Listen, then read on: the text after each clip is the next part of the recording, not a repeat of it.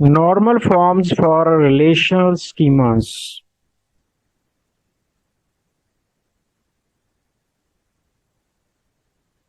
Normalisation या normal forms एक कोई गल होगी। नॉर्मलाइजेशन का मतलब है कि असी रिलेशन जो साडे को बने, रिलेशन मतलब टेबल, मैं फिर दस दूंगा।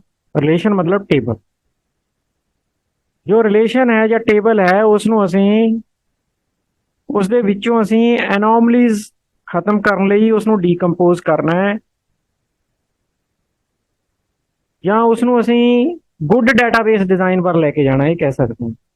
गुड डेटाबेस डिजाइन पर बैड तो गुड बनाना नॉर्मलाइजेशन।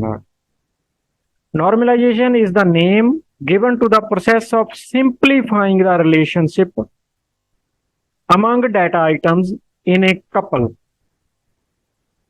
किसी रिकॉर्ड के अंदर ਜਿਹੜੀਆਂ ਡਾਟਾ ਆਈਟਮਸ ਨੇ, ਮਲਟੀਪਲ ਐਟਰੀਬਿਊਟ ਨੇ, ਉਹਨਾਂ ਦੀਆਂ ਆਈਟਮਸ ਨੇ, ਡਾਟਾ ਆਈਟਮਸ, ਉਹਨਾਂ ਦਾ ਰਿਲੇਸ਼ਨਸ਼ਿਪ ਇਹਨਾਂ ਸਿੰਪਲੀਫਾਈ ਕਰ ਦੇਣਾ ਹੈ, ਉਸ ਨੂੰ ਨਾਰਮਲਾਈਜੇਸ਼ਨ ਕਹਿੰਦੇ। ਨਾਰਮਲਾਈਜੇਸ਼ਨ ਰਿਡਿਊਸਿਸ ਰੀਡੰਡੈਂਸੀ। ਹੁਣ ਜੇ ਰੀਡੰਡੈਂਸੀ ਰਿਡਿਊਸ ਹੋ ਗਈ ਤਾਂ ਇਨਕਨਸਿਸਟੈਂਸੀ ਰਿਡਿਊਸ ਹੋ ਜਾਏਗੀ, ਤੇ ਨਾਲ ਦੀਆਂ ਦੂਜੀਆਂ ਪ੍ਰੋਬਲਮਸ ਅਪਡੇਟ ਅਨੋਮਲੀ, ਤਾਂ ਚਲੋ ਇਹਨੂੰ ਇਹ ਕਹਿੰਦੇ ਆ ਅਸੀਂ ਇਨਕਨਸਿਸਟੈਂਸੀ ਨੂੰ, deletion anomaly and insertion anomaly वो भी रिमूव हो जाएगी। Redundancy can cause problems with the storage. Redundancy मतलब duplicacy, retrieval and updation of data and can lead to inconsistencies. Insertion and deletion anomaly ਜਿਹੜੀਆਂ ਆਪਾਂ ਪਹਿਲਾਂ ਪੜ੍ਹ ਚੁੱਕੇ ਹਾਂ, ਇਹ ਸਾਰੀਆਂ ਪ੍ਰੋਬਲਮਸ ਰਿਡੰਡੈਂਸੀ ਕਰਕੇ ਹੀ ਹੁੰਦੀਆਂ ਨੇ। Normalization helps to simplify the structure of a relation. A fully normalized relation consists of primary key that identifies each couple uniquely। ਜਦੋਂ ਅਸੀਂ normalize ਕਰ ਲਾਂਗੇ relation ਨੂੰ ਤਾਂ ਉਹਦੇ ਅੰਦਰ ਇੱਕ ਪ੍ਰਾਇਮਰੀ ਕੀ ਹੋਏਗੀ ਜਿਹੜੀ ਕਿ ਯੂਨੀਕਲੀ ਆਇਡੈਂਟੀਫਾਈ ਕਰੇਗੀ ਹਰੇਕ ਰਿਕਾਰਡ ਨੂੰ। ਜੇ ਪ੍ਰਾਇਮਰੀ ਕੀ ਨਹੀਂ ਹੈ ਤਾਂ ਇਹਦਾ ਮਤਲਬ ਰਿਲੇਸ਼ਨ ਨਾਰਮਲਾਈਜ਼ ਨਹੀਂ। तो साढ़े को अलग अलग स्टेजेस ने। पहली स्टेज है फर्स्ट नॉर्मल फॉर्म, फिर सैकेंड, थर्ड, बैस्कॉर्ड, फिर फोर्थ एंड फिर फिफ्थ। ये ने पहला असी फर्स्ट नॉर्मल फॉर्म देखते हैं। फर्स्ट नॉर्मल फॉर्म बहुत सिंपल जिहा कंसैप्ट है। जो असी किसी चीज़ को अननॉर्मलाइज्ड तरीके नाल लिखते हैं तो वो इदां लिखते हैं। देखो कंप्यूटर डिपार्टमेंट लिए असी कॉमन एक बड़ा सारा बॉक्स बना दिता है, फिर अगे प्रोफैसर ने, हरेक प्रोफैसर अगे दो दो कोर्स पढ़ाउंदा है, पर असी हरेक रो नूं अलग नहीं रखिया। बस इसका इन्ना ही काम करना है कि ये चीज़ कंप्यूटर च तो हो ही नहीं सकती इदां, क्योंकि उत्ते रिकॉर्ड पूरा हुंदा है। तो इत्थे असी इहनूं प्रॉपर रिकॉर्ड बना देना, भावें ये डुप्लीकेट ही होवे। मैं CS डुप्लीकेट हो गया 4 बार, स्मिथ 2 बार हो गया, एलेक्स 2 बार हो गया, भावें हो जाए। पर फर्स्ट नॉर्मल का फॉर्म का मतलब यह है कि यह एक रिकॉर्ड होवे, दूजा अलग रिकॉर्ड होवे। A relation is in first normal form 1NF लिख देने इनू। If the values in the domain of, domain मतलब वो रेंज जिस दे विच वो वैल्यू एक्सैप्टेबल है, उन्होंने डोमेन कहा जाता है। एट्रीब्यूट का डोमेन जिस दे विचों वैल्यूज लईआं जाणगीआं उह च फिल करो। जिवें मान लो कोर्स है, कोर्स के IT, डाटा स्ट्रक्चर, C++, ये कुछ सब्जैक्ट्स के नाम ने। It is the domain of course attribute. ठीक है। So if the values of the domain of each attribute of a relation are atomic. Atomic मतलब सब तो छोटियां, जो फर्दर डिवाइड ना हो सके, जो फर्दर, जिवें हुण इत्थे CS है, ये एटॉमिक नहीं है। It is a combination of 4 different records. Smith is a combination of 2 different records. Alex is a combination of 2 different records.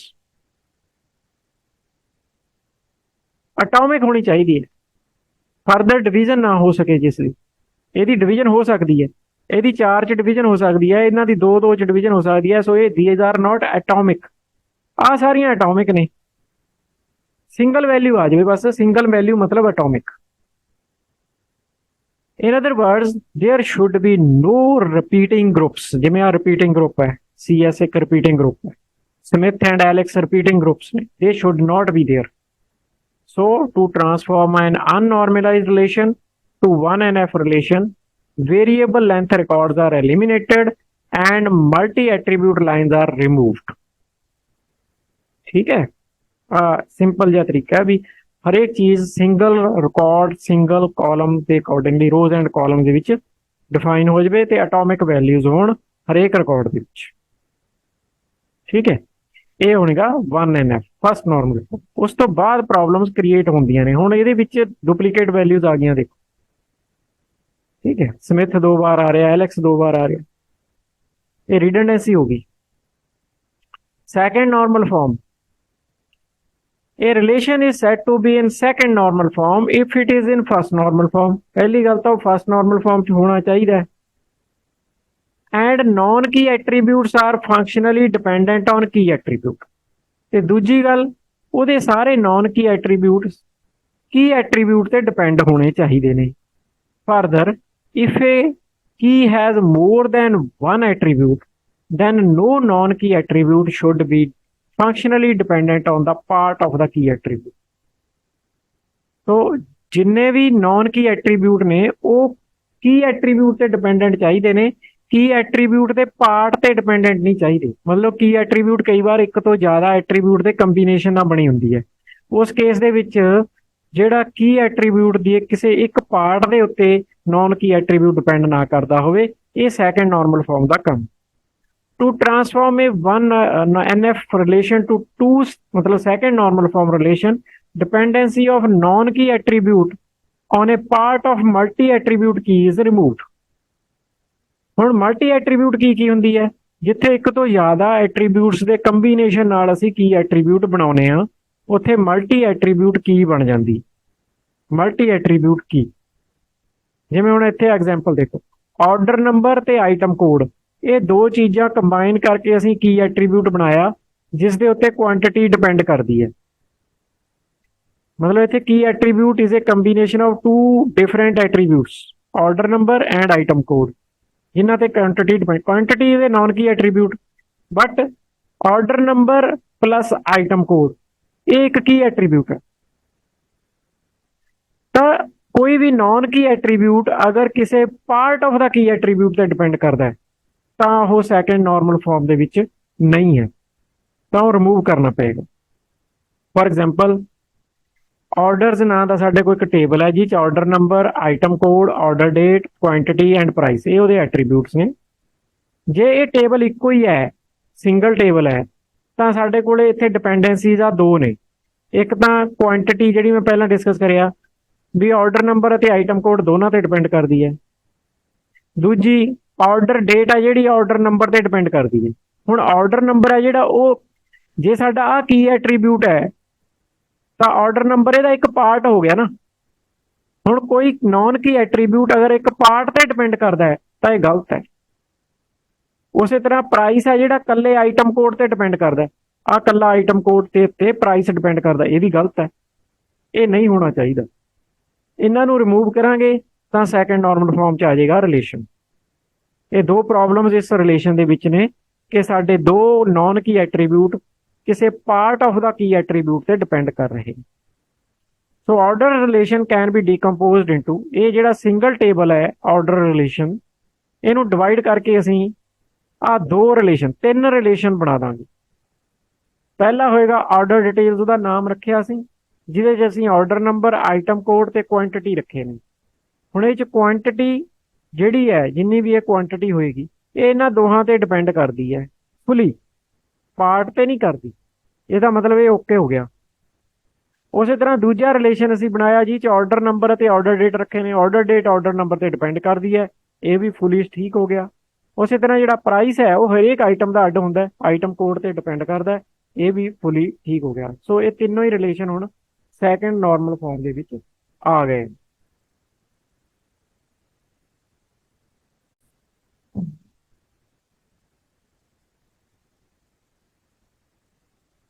So now third normal form, third normal form ਦੇ ਵਿੱਚ ਵੀ ਉਸੇ ਤਰ੍ਹਾਂ ਦਾ rule ਹੈ ਕਿ ਅਸੀਂ decompose ਕਰਨਾ ਹੈ, divide ਕਰਨਾ ਹੈ, ਇੱਕ ਟੇਬਲ ਨੂੰ ਇੱਕ ਤੋਂ ਜ਼ਿਆਦਾ ਟੇਬਲ ਦੇ ਵਿੱਚ ਵੰਡ ਦੇਣਾ ਹੈ। ਪਰ ਕਦੋਂ? The third normal form will be needed where all attributes in a relation couple are not functionally dependent only on the key attribute। ਕਿਸੇ ਰਿਲੇਸ਼ਨ ਦੇ ਵਿੱਚ, ਕਿਸੇ ਟੇਬਲ ਦੇ ਵਿੱਚ ਜਿਹੜੇ ਕਾਲਮ ਨੇ ਉਹ ਜਾਂ ਐਟਰੀਬਿਊਟ ਨੇ ਉਹ ਕੱਲੀ ਕੀ ਐਟਰੀਬਿਊਟ ਤੇ ਡਿਪੈਂਡੈਂਟ ਨਹੀਂ ਹੈਗੇ, ਉਹ ਕਿਸੇ ਨੌਨ ਕੀ ਤੇ ਵੀ ਨੇ। If one non-key attribute is functionally dependent on other non-key attribute, then there is 3NF required।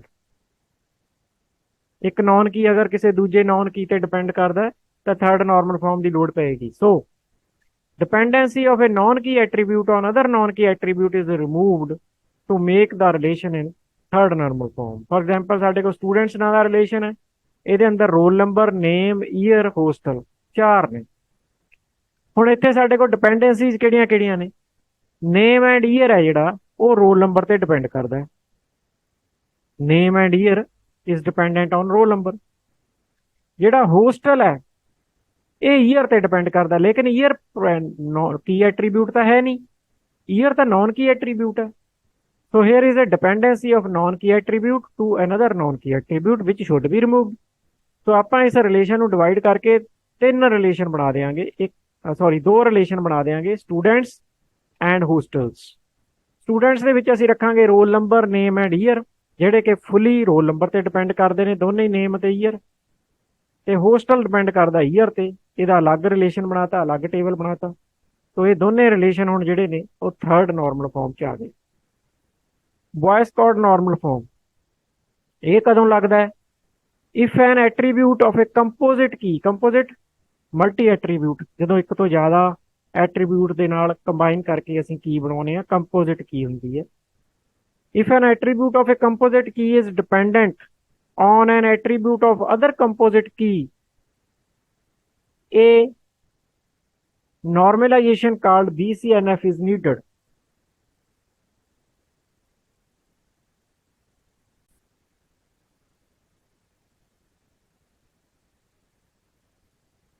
For example ਸਾਡੇ ਕੋਲੇ ਪ੍ਰੋਫੈਸਰ ਹੈ, ਇਹਦਾ ਪ੍ਰੋਫੈਸਰ ਕੋਡ ਹੈ ਇਸ ਟੇਬਲ 'ਚ, ਇੱਕ ਡਿਪਾਰਟਮੈਂਟ ਹੈ, ਇੱਕ ਹੈਡ ਹੈ, ਇੱਕ ਪਰਸੈਂਟੇਜ ਆਫ ਟਾਈਮ ਹੈ।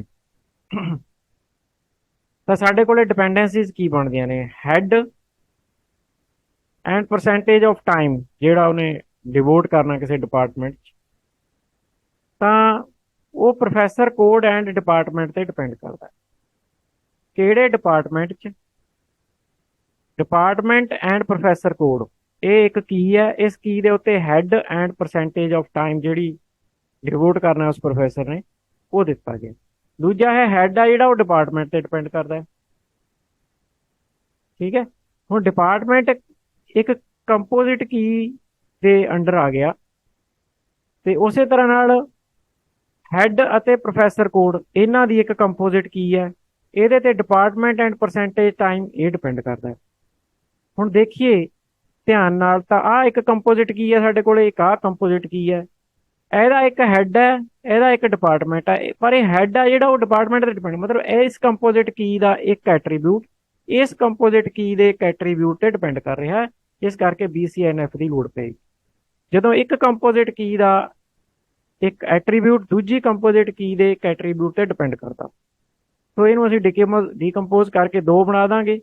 ਪਰਸੈਂਟੇਜ ਟਾਈਮ ਡਿਪੈਂਡ ਕਰੇਗਾ ਡਿਪਾਰਟਮੈਂਟ ਐਂਡ ਪ੍ਰੋਫੈਸਰ ਕੋਡ ਤੇ, ਹੈਡ ਡਿਪੈਂਡ ਕਰੇਗਾ ਇਕੱਲੇ ਡਿਪਾਰਟਮੈਂਟ ਤੇ। ਸੋ ਡਿਵਾਈਡ ਹੋ ਕੇ ਦੋ ਟੇਬਲ ਬਣ ਜਾਣਗੇ।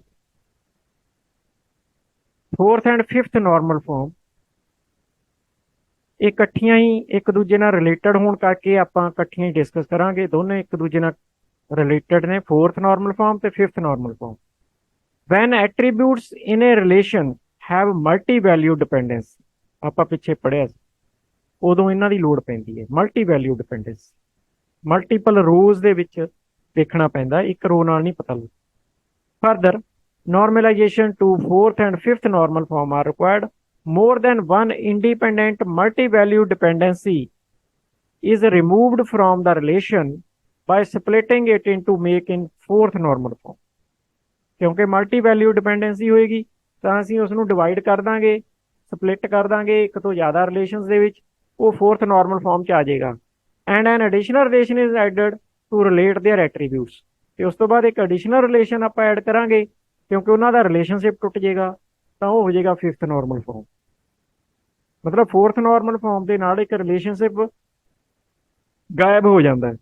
ਉਹਨੂੰ ਬਰਕਰਾਰ ਕਰਨ ਲਈ ਫਿਰ ਅਸੀਂ ਫਿਫਥ ਨਾਰਮਲ ਫਾਰਮ 'ਚ ਇੱਕ ਨਵਾਂ ਰਿਲੇਸ਼ਨ ਐਡ ਕਰਕੇ ਉਹਨੂੰ ਫਿਫਥ ਨਾਰਮਲ ਫਾਰਮ 'ਚ ਲੈ ਕੇ ਜਾਂਦੇ ਰਿਲੇਸ਼ਨ ਬਣਾਉਂਦੇ। ਫॉर एग्जांपल ਪ੍ਰੋਜੈਕਟਸ ਨਾਲ ਦੀ ਉਹੀ ਮੈਂ ਐਗਜ਼ਾਮਪਲ ਲਈ ਹੈ ਜਿਹਦੇ ਵਿੱਚ ਬਹੁਤ ਸਾਰੇ ਵੈਂਡਰ, ਬਹੁਤ ਸਾਰੀਆਂ ਆਈਟਮਸ ਐਂਡ ਬਹੁਤ ਸਾਰੇ ਪ੍ਰੋਜੈਕਟ ਕੋਡ ਆਪਸ ਵਿੱਚ ਮਲਟੀ ਵੈਲਿਊ ਦੀ ਡਿਪੈਂਡੈਂਟ ਨੇ। ਬਹੁਤ ਸਾਰੀਆਂ ਆਈਟਮਸ ਇੱਕ ਵੈਂਡਰ ਕੋਡ ਦਿੰਦਾ ਹੈ, ਬਹੁਤ ਸਾਰੇ ਪ੍ਰੋਜੈਕਟ ਦੇ ਲਈ ਇੱਕ ਵੈਂਡਰ ਕੋਡ ਆਈਟਮ ਸਪਲਾਈ ਕਰਦਾ ਹੈ, ਬਹੁਤ ਸਾਰੀਆਂ ਆਈਟਮਸ ਇੱਕ ਪ੍ਰੋਜੈਕਟ ਦੇ ਵਿੱਚ ਯੂਜ਼ ਹੁੰਦੀਆਂ। ਇਹ ਤਿੰਨ ਮਲਟੀ ਵੈਲਿਊ ਡਿਪੈਂਡੈਂਸੀਜ਼ ਐਗਜ਼ਿਸਟ ਕਰ ਰਹੀਆਂ ਨੇ ਇਸ ਟੇਬਲ ਦੇ ਅੰਦਰ, ਇਸ ਰਿਲੇਸ਼ਨ ਦੇ ਅੰਦਰ। Projects relations can be decomposed into vendors and projects. ਦੋ ਬਣਾਵਾਂਗੇ ਅਸੀਂ ਕਿਉਂਕਿ ਵੈਂਡਰਸ ਦੇ ਵਿੱਚ ਅਸੀਂ ਵੈਂਡਰ ਕੋਡ ਤੇ ਆਈਟਮ ਕੋਡ ਰੱਖ ਦਾਂਗੇ ਵੀ ਆਈਟਮ ਕੋਡ ਨੇ ਜਿਹੜੇ ਆ ਆਈਟਮਸ ਆ ਵੈਂਡਰ ਦਿੰਦਾ ਹੈ। ਹੁਣ ਇੱਕ ਵੈਂਡਰ ਬਹੁਤ ਸਾਰੀਆਂ ਆਈਟਮਸ ਦੇ ਸਕਦਾ ਹੈ, ਆ ਰਿਲੇਸ਼ਨ ਹੋ ਗਿਆ ਇਹ। ਉਸੇ ਤਰ੍ਹਾਂ ਨਾਲ ਇੱਕ ਅਸੀਂ ਪ੍ਰੋਜੈਕਟਸ ਬਣਾਤਾ ਜਿਹਦੇ ਵਿੱਚ ਪ੍ਰੋਜੈਕਟ ਕੋਡ ਅਤੇ ਵੈਂਡਰ ਕੋਡ ਰੱਖਿਆ ਕਿਉਂਕਿ ਇੱਕ ਪ੍ਰੋਜੈਕਟ ਦੇ ਲਈ ਇੱਕ ਵੈਂਡਰ ਇੱਕ ਤੋਂ ਜ਼ਿਆਦਾ ਪ੍ਰੋਜੈਕਟਸ ਦੇ ਲਈ ਆਪਣਾ ਜਿਹੜਾ ਹੈ ਆਈਟਮ ਸਪਲਾਈ ਕਰ ਸਕਦਾ, ਆ ਦੂਜਾ। ਹੁਣ ਇਹ ਦੋ 'ਚ ਡਿਵਾਈਡ ਕਰਨ ਦੇ ਨਾਲ ਇਹ ਬਣ ਗਿਆ ਫੋਰਥ ਨਾਰਮਲ ਫਾਰਮ। ਪਰ ਇੱਥੇ ਆ ਕੇ ਇੱਕ ਰਿਲੇਸ਼ਨਸ਼ਿਪ ਟੁੱਟ ਗਿਆ ਆਈਟਮ ਕੋਡ ਦਾ ਤੇ ਪ੍ਰੋਜੈਕਟ ਨੰਬਰ ਦਾ, ਉਹ ਰਿਲੇਸ਼ਨਸ਼ਿਪ ਖਤਮ ਹੋ ਗਿਆ। ਉਹਨੂੰ ਬਰਕਰਾਰ ਰੱਖਣ ਲਈ ਅਸੀਂ ਇੱਕ ਐਡੀਸ਼ਨਲ ਰਿਲੇਸ਼ਨ ਬਣਾਇਆ। Additional relation is added to the relation item code and project number, ਆਹ ਵਾਲਾ ਜਿਹੜਾ ਤੀਜੇ ਦੇ ਲਈ, ਤੀਜੀ ਮਲਟੀ ਵੈਲਿਊ ਡਿਪੈਂਡੈਂਸੀ। ਮਤਲਬ ਕਹਿਣ ਦਾ ਇਹ ਹੈ ਕਿ ਜਦੋਂ ਮਲਟੀ ਵੈਲਿਊ ਡਿਪੈਂਡੈਂਸੀਜ਼ ਐਗਜ਼ਿਸਟ ਕਰਦੀਆਂ ਨੇ ਤਾਂ ਅਸੀਂ ਉਹਨੂੰ ਬ੍ਰੇਕ ਕਰਦੇ ਹਾਂ ਦੋ ਟੇਬਲਸ ਦੇ ਵਿੱਚ, ਤਾਂ ਉਹਦੇ ਨਾਲ ਇੱਕ ਰਿਲੇਸ਼ਨਸ਼ਿਪ ਖਤਮ ਹੋ ਜਾਂਦਾ ਹੈ, ਤਾਂ ਉਹਦੇ ਲਈ ਇੱਕ ਐਡੀਸ਼ਨਲ ਰਿਲੇਸ਼ਨ ਲਾਇਆ ਜਾਂਦਾ ਹੈ, ਫਿਰ ਉਹ ਫਿਫਥ ਨਾਰਮਲ ਫਾਰਮ ਬਣ ਜਾਂਦਾ। ਇਹ ਜਿਹੜੀਆਂ ਸੀਗੀਆਂ ਨਾਰਮਲ ਫਾਰਮ ਤੇ ਨਾਰਮਲਾਈਜੇਸ਼ਨ ਦੇ ਬਾਰੇ ਡਿਟੇਲ।